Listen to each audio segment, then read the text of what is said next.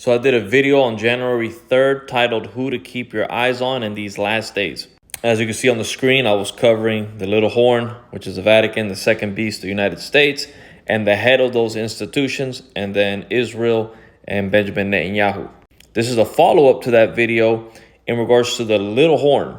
The current Pope is named Pope Francis. And if you haven't seen the first video, matter of fact, go check that out first, because this is a follow-up to that. In that first video, I cover that there was an individual that was named Francis Pope that used to own the land that we know today as Washington, D.C. There was some confliction because as I looked things up through Google, some sources were saying that that wasn't true. Other sources were saying that it was true, that there was a man named Francis Pope prior to the 1700s that owned the land that we currently know as Washington, D.C., and he actually named it Rome. So this is very prophetic. This is a huge paradigm.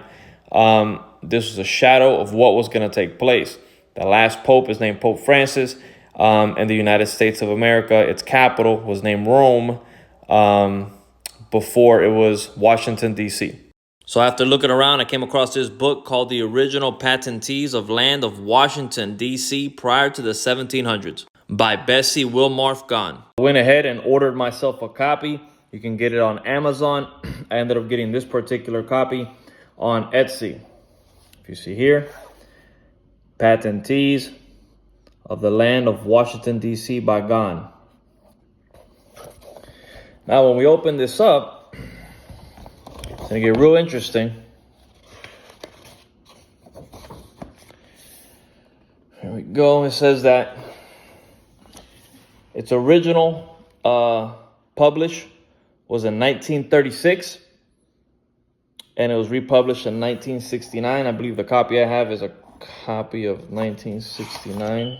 Yep, that's what I got. And as you open it up here, it's a really old book.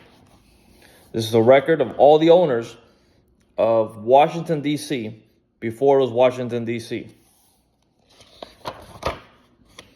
We'll see if I can show it to you guys here. Again, you can purchase it yourself. You can go to Amazon, you can go to Etsy and find it on there. And here's a picture of what is now Washington, D.C. Has a list of the owners. And number 7 is Francis Pope. I guess it's kind of like an epilogue or an intro to the book here. And it says that this is verbatim. Let me find it here. Hold on. Okay, this is verbatim from the archives of Maryland and Henning Statutes of Virginia, as well as the Office of Record of Deeds of the District of Columbia. Okay, it doesn't get any more authentic than this. When I go to page 22 of this book, that has the history of this land prior to the 1700s. We go to page 22. Page 22, number 7, Francis Pope in 1663. He owned the land. I'm not going to read all this now. Again, you can go ahead and look this book up yourself.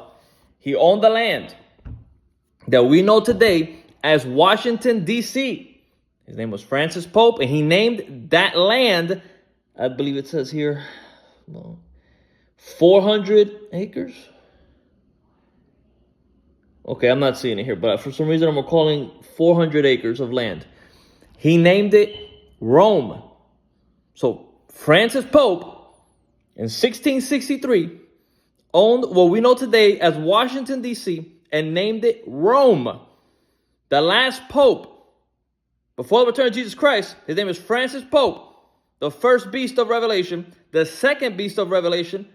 Its capital, the United States of America, Washington, D.C., was owned by a guy named Francis Pope. This is the biggest paradigm in history. That was a huge foreshadowing of what was to come. So check it out. Check out the first video if you haven't seen it. And this is absolutely amazing. God's always talking, guys. You got to make sure you always listen to him. Initially, when the Holy Ghost, the third person of the Trinity, dropped this on me and had me to start looking around at the history of the United States and the Vatican, and looking at all the names and what they mean and their original meanings, I came across this and I got a little bummed out. I was like, oh God, this source here is saying it's not true. But the Holy Ghost kept impressing on me, like, no, the source is wrong that you're reading. It's giving you the wrong information. And I kept digging and I came across this book. And it reveals the truth. There's the name. You guys can go ahead and look it up yourselves. Go ahead and buy the book. The book's not that expensive. It's like $20, give or take, depending on who's selling it, where you get it. Again, you get it on Amazon or Etsy. Jesus Christ is coming back. If you haven't seen Messiah 2028, From Babylon to America, make sure to check it out. Daniel's 70th week is over in 2028. The Great Tribulation is only 3.5 years long, not 7. And we're going to go into that Great Tribulation, the latter part of Daniel's 70th week. That started in 2021. We're going to go into the latter part of that, give or take, around the time that Donald Trump starts talking about passing a Sunday law, which is the mark of the beast. So make sure to check out Messiah 2028. I cover the mark of the beast in great detail. And again, check out the first part of this video on who to keep your eyes on in these last days. God is always talking. Are you always listening?